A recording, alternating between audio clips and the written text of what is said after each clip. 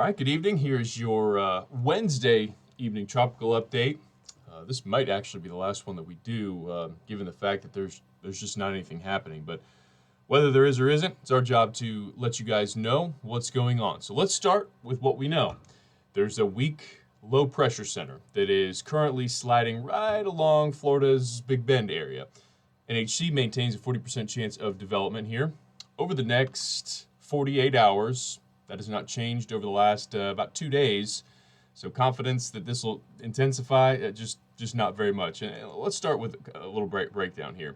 Okay, so all this basically is a glorified low. It's tropical because it's warm in nature. It's a warm profile through and through, and it's formed over a warm body of water. So with that in mind, if this weren't tropical season or hurricane season, this probably wouldn't bear too much of an attention. And for the most part, all we're seeing is scattered tropical thunderstorms across the northeastern Gulf. Some of the heaviest has been over near Gulfport, Dolphin Island, and this is headed towards New Orleans. But that's about it. You've got that one line of thunderstorms. Really tough to pinpoint a center location with respect to this Invest. But there it is, Invest AL 93. Again, it's a fancy term for it's an investigative low. We're watching it. We're keeping an eye on it to see what it does, where it's headed. And again, I don't see this as much more than a rainmaker, as a rip current creator, and a choppy surf at times. This will continue to follow along the Gulf Coast. Again, 40% probability of development within the next 7 and 2 days. It's exactly the same either way you put it. Okay, let's take a look at the spaghetti plots here. This is headed due west, and that's a pretty normal track, but notice it's barely over water. So you think about convective thunderstorms in the summertime. They need 30 minutes to get going. It's hot, it's humid, it's unstable. These things get going, they form, boom. These larger systems, synoptic size, these tropical type lows, they need days sometimes out over open water with ideal conditions. These just don't spontaneously form, and it's not going to happen. So I think the highest end will be a tropical depression. We might not even get there. Wouldn't be surprised if they name this thing, but it's just rain. The winds within this are not even 30 miles an hour. So it's just a pocket of tropical air. So with that, let's go to Thursday morning, 5 o'clock. Depicted just to the southeast of the Louisiana coastline, southeast of New Orleans. This will gradually drift west-northwest, placing it really not too much further to the west 24 hours later. This will be right along I-10 near Baton Rouge. And again, big rainmaker. This is the highest impacts from this in its entirety is going to be found right here in southern Louisiana along and south of I-10, because this is going to slow down and it's going to drop a lot of heavy tropical rains. Notice Friday morning, there is a big area devoid of rain north of the coast.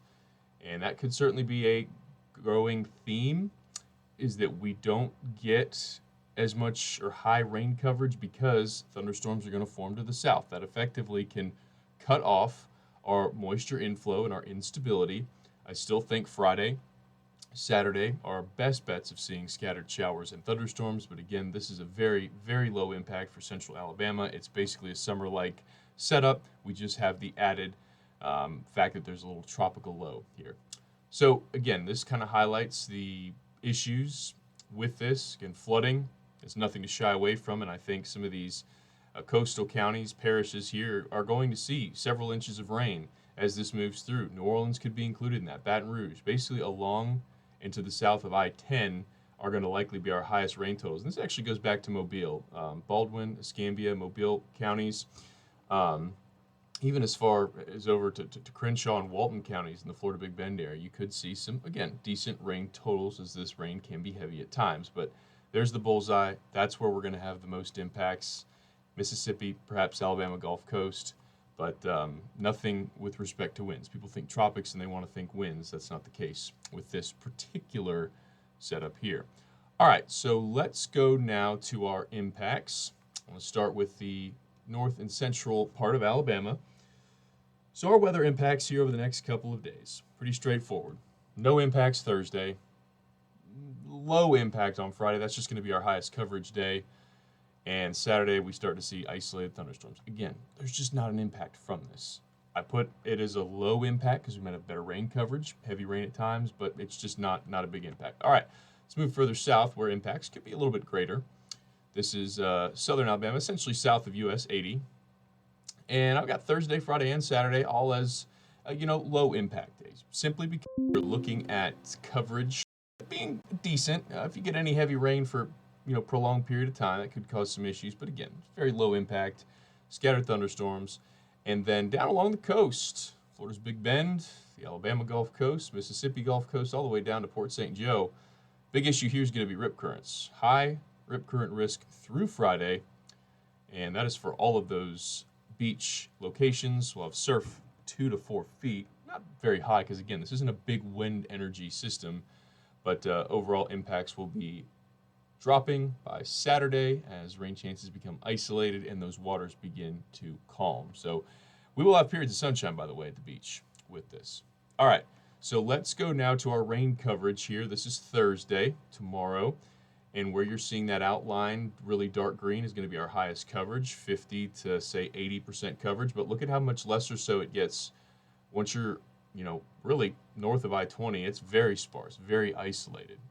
That's for Thursday. Friday, again, this is where I think that our best bet of seeing rain is going to be rain coverage. Notice, still the bullseye, over Louisiana, over the northern Gulf, and then a localized, maximum for Alabama, really from Moundville over to, say, near Selma, down to Andalusia, and over to Mobile.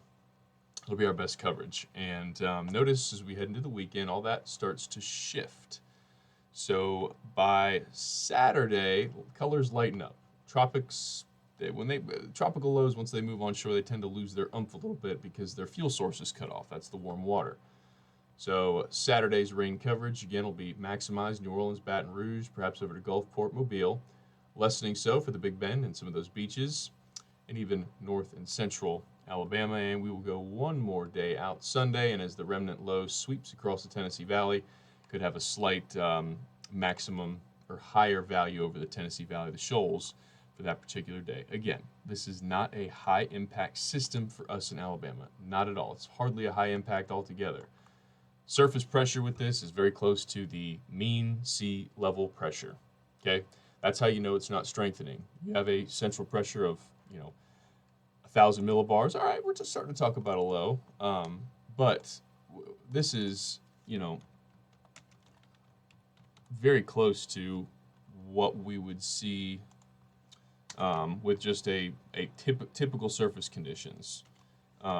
And that is why there's really been no change over the last 24 plus hours.